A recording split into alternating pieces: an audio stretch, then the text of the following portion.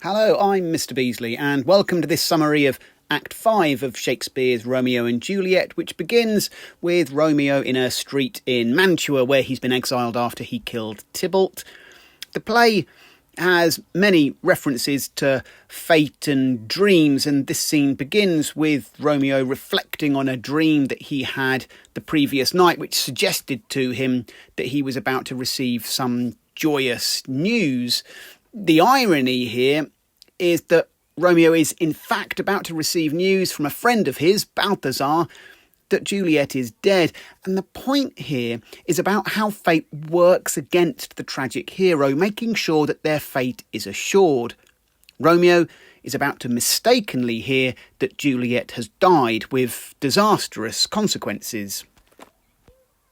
Another technique called foreshadowing is used here as well, which is where things are said which anticipate or predict future events. And at the beginning of this scene, Romeo says, "I dreamt my lady came and found me dead and breathed such life with kisses in my lips that I was revived and was an emperor." Now this, at least in part, anticipates the final scene of the play. Juliet will wake in the Capulet tomb and, for reasons that I'll describe in a moment, will find Romeo dead. She will kiss his lips, but not be able to breathe life into them. So, when Balthazar arrives, Romeo is full of excitement. He wants to hear news from Verona. He wants to know if Balthazar brings letters from Friar Lawrence. He wants to hear news of Juliet. And then Balthazar delivers the dreadful news. He saw Juliet's funeral and her being laid into the tomb of the Capulets. Now, just for clarity, remember, Juliet isn't really dead. She's just in a death-like state created by the potion that the friar gave her. But of course, Balthazar doesn't know this, and for reasons which become clear in a moment, neither does Romeo. Romeo can hardly believe the way that events have turned out, and in one of the most memorable lines of the play, he looks to the heavens and shouts, "Then I deny you, stars." And remember the prologue here. Romeo and Juliet were described from the outset as star-crossed lovers, and the idea of seeing your future in the stars is still a belief that prevails today, but was certainly more prevalent in the 16th century, when even the Queen of England, Elizabeth I, used an astrologer called Dr. John Dee to help her predict certain events. So when Romeo calls out to the heavens in this way, he's trying to take matters into his own hands, saying that he defies the fate that the heavens have laid out for him, and that one way or the other, he's going to try and wrestle back some control over his future. Balthazar sees the state that Romeo is in and pleads with him to have patience, saying, "I do beseech you, sir, have patience. Your looks are pale and wild and do import some misadventure." And this sort of brings us back to talking about tragedy, because remember that a feature of this genre is that the tragic hero, in this case Romeo, should be basically a sympathetic and likeable character, but that they should have a flaw, a failure in their personality, which will ultimately lead to their death. And in the case of Romeo, it's his lack of patience, his impulsiveness. Remember that he was in love with Rosaline, but forgot about her the minute that he saw Juliet, that he married Juliet within hours of meeting her, and that he rushed off to have revenge on Tybalt, all without really thinking through the consequences. All of these events lead to Romeo's inevitable fate. Here, his impulsiveness leads him to decide that he will lie with Juliet tonight, which basically means that he's already planning on killing himself. He needs to come up with a device for carrying out the suicide, and he quickly, impulsively remembers an apothecary, which is sort of like a chemist who lives close to where Romeo currently is. Romeo noted that this apothecary looked poor and therefore might be easily persuaded through money to provide him with a poison. Romeo finds the apothecary, offers him 40 ducats for a poison, and the chemist reluctantly agrees, saying that he doesn't want to give it to Romeo, but that he's so poor that 40 ducats is too much for him to refuse. The apothecary then describes the effectiveness of the poison before Romeo pays him and leaves to find the Capulet tomb and Juliet.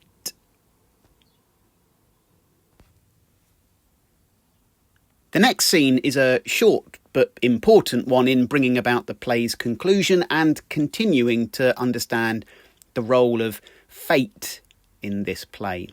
Friar Lawrence has asked a colleague, Friar John, to deliver a letter to Romeo explaining what the plan is, i.e. that Juliet isn't really dead, but only in this death-like state created by the friar's potion. Friar John explains that he went to Mantua, which, like Verona, is a walled city, and that he was not allowed to enter. The reason being that as church leaders would often look after the sick, they were afraid that Friar John might be infected with the plague. Friar Lawrence then asks, well, who then delivered my letter to Romeo? And John confesses that no one did, and hands the undelivered letter back to Lawrence. Friar Lawrence immediately recognises the seriousness of the situation and tells Friar John to get him a crowbar. Lawrence is going to break his way into the Capulet tomb and try to prevent any further disaster.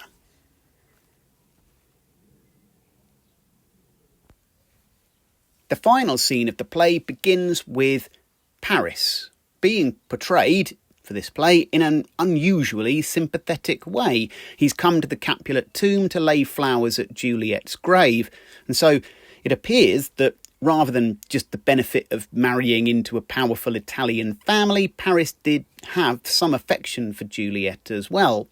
He doesn't want to be seen, and as he has a servant with him, instructs this servant to listen out for the approach of any other person and whistle to him if he hears anything.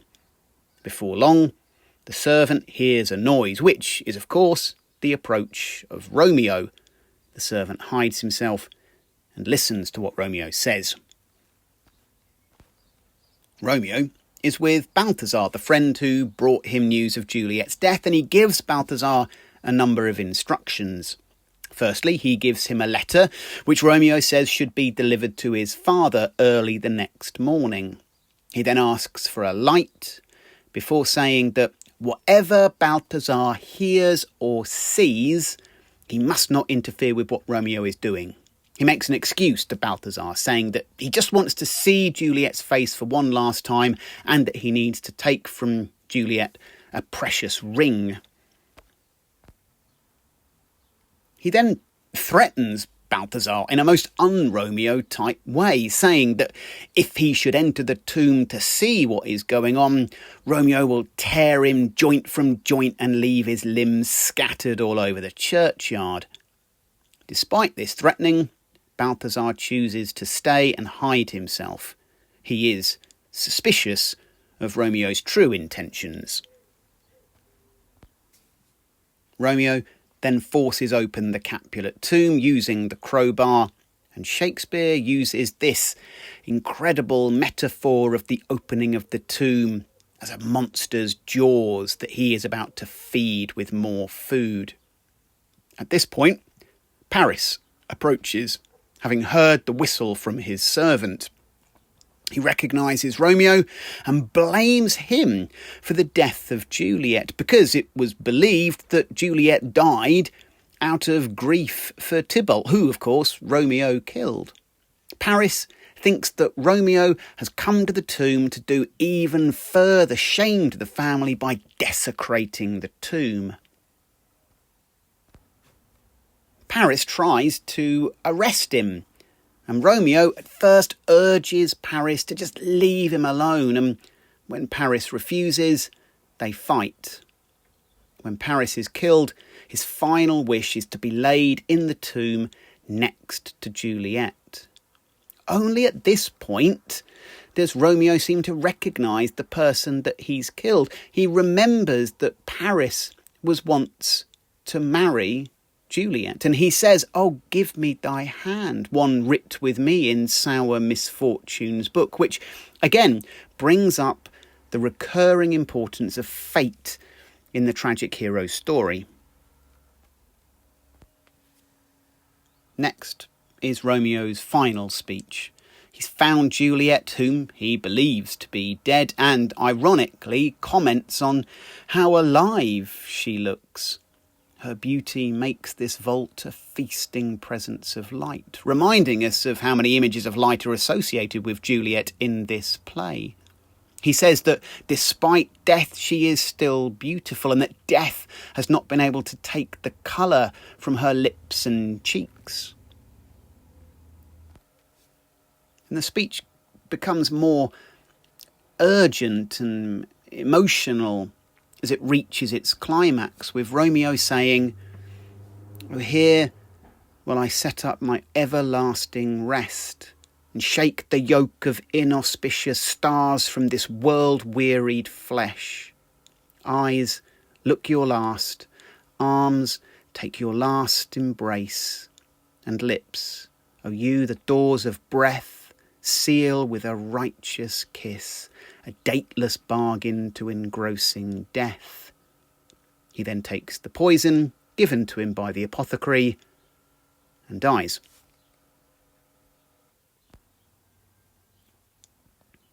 Sadly, too late, the friar now arrives. He speaks to Balthazar, who confirms for Lawrence that the light he sees coming from the Capulet tomb, and that Romeo has been there for about half an hour or so. The friar is understandably concerned and goes to find him, but before he can do so, he sees blood and weapons, the remnants of Romeo's fight with Paris. Just as the friar enters the tomb, Juliet wakes up. Her first thought is, where is Romeo? And the friar's response shows again just what a powerful influence fate is in this story. He says, "A greater power than we can contradict has thwarted our intents, and fate is the power which has defeated them."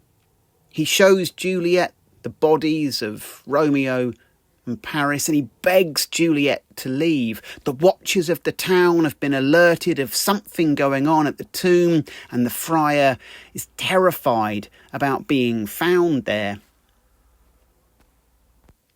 With Friar Lawrence gone, Juliet turns to her dead husband and sees the vial of poison still clasped in his hand. She finds that there is no poison left for her to use to kill herself, and so kisses Romeo's lips to see if there is enough of the drug there for her to kill herself with. When she finds there isn't, she withdraws a dagger and stabs herself. The watchmen arrive and find the ground bloody, and quickly afterwards the body of Juliet and Paris.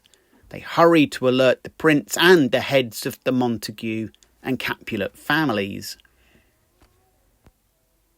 And when they arrive, there is great confusion. The citizens of Verona have heard rumours and are crying out for Romeo, Juliet and Paris. And it's left to Friar Lawrence to reveal to everyone what has happened. But before that, old Montague arrives with even more sad news. His wife has died from grief of Romeo's exile, and now he is about to find out that Romeo too is dead. When the friar has finished his long explanation, the letter from Romeo is handed over, confirming everything that the friar has just said. The prince reads it and then turns to old Montague and Capulet.